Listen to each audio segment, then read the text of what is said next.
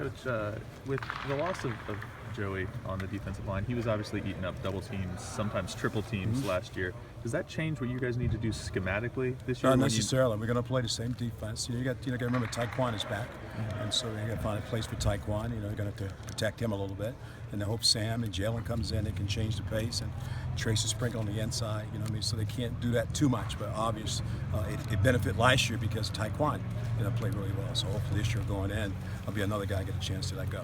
Can you talk about how challenging it is to replace a guy like Joey and not to mention the other two guys? You know, my philosophy is that you don't try to replace them. You're just trying to find a guy to raise their game to the next level. If you can get a guy to raise the bar a little bit, you're good. And I think the talent's there. I think these guys are very talented players. They want to be really good, and that's the special. And so what I do as a coach is try to get them to raise their game, and that's what we're working on right now. Any pleasant surprises so far this spring, as far as any of the defensive linemen? Anybody's? I think the guys, we took two guys and moved them inside. We took Jay Sean and we took Draymond and moved them inside, and that's been a really pleasant surprise how they adapt playing inside, closer to the ball, being an outside guy, and they're working real hard at it. Devon Hamilton's a guy starting to make a push, and BB is doing really well.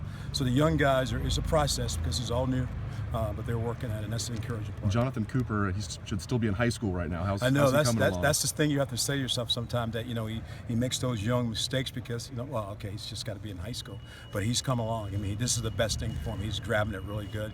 He's a really smart player, and so the sky's the limit for him. Larry, I remember asking you about defensive tackles last year, and you were talking about recruiting them and finding those athletic guys in high school that you could move inside. Were Draymond and Jay Sean guys you targeted as potential tackles, or is it maybe out of need that they moved inside? I felt that when we recruited them, they were defensive end, but you knew they're going to be big. Draymond is probably 275 right now.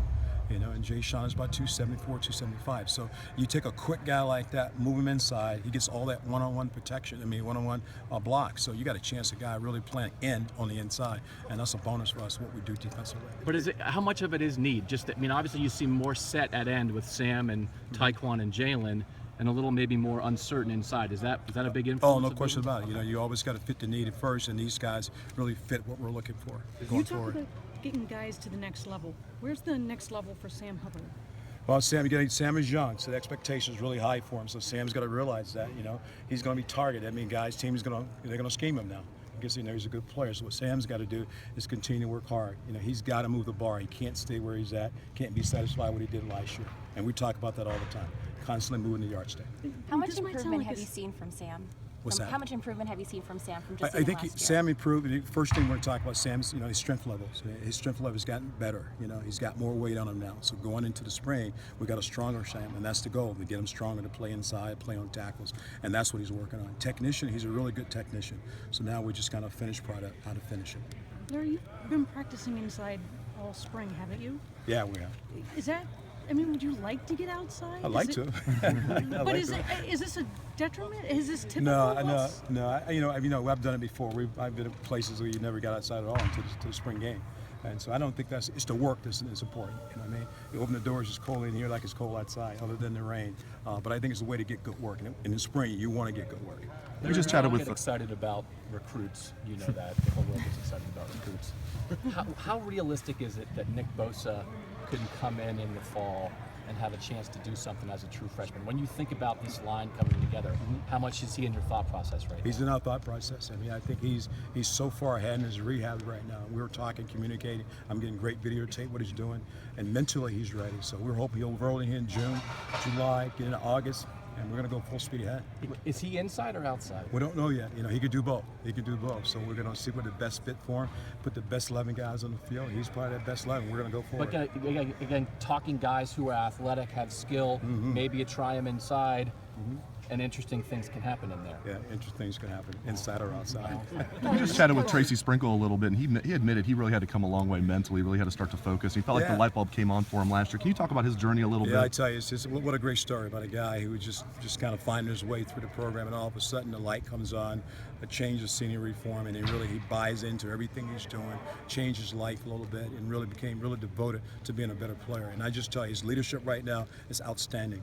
And so I'm one of those guys just cheering for Tracy. Tracy continuing to rise, because he's got a great testimony when it's all said and done, how he rose himself and got himself in a position that he's fighting for a starting job right now, and that's really interesting. And he's another guy that moved from defensive end to defensive tackle. right. Talk about his game. I know he's bulked up a lot. He can really rush the passer. One thing that Tracy can do, he can rush the passer. You take that kind of skill set, he's got great hips. He got a great understanding of the game, very smart. So Tracy's a really good player for us right now. He's doing really well in the spring. Larry, every year that you've stayed, when I talk to you, you're confident that this, whatever unit is, whatever year, will get up to speed.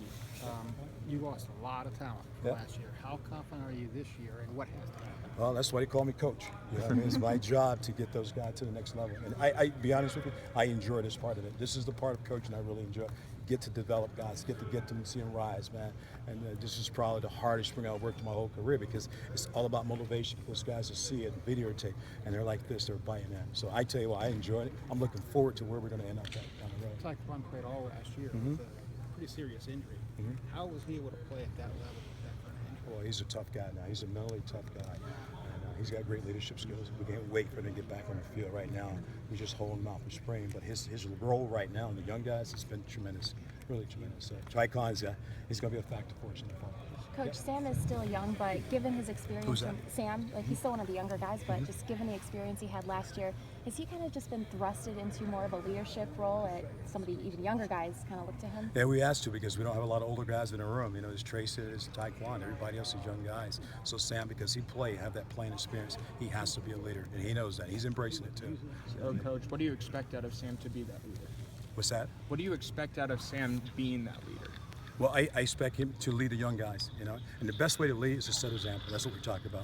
If you run hard, play hard, run to the football, you're setting examples. When I turn a videotape on, I can say, watch Sam play hard. And that's a really great example for our young player, and that's what he's got to do for us. How's Set an Mike Hill? example for the young players. I'm sorry, Coach. How's Mike Hill coming along for you guys? Mike's doing really well. Mike's doing really well. He's the force inside, big guy inside, can take on the double team, and that's what we want on the inside. You know, allow our other guys to go free, and that's his job. He does it really well, and he's having a good spring. Having a really good spring. Is he another guy where the light bulb kind of came on for him last year? Yeah, he played more ball. He ended up starting 4 or 5 games last year. He had some injuries, and I think now he sees what the end is going to be.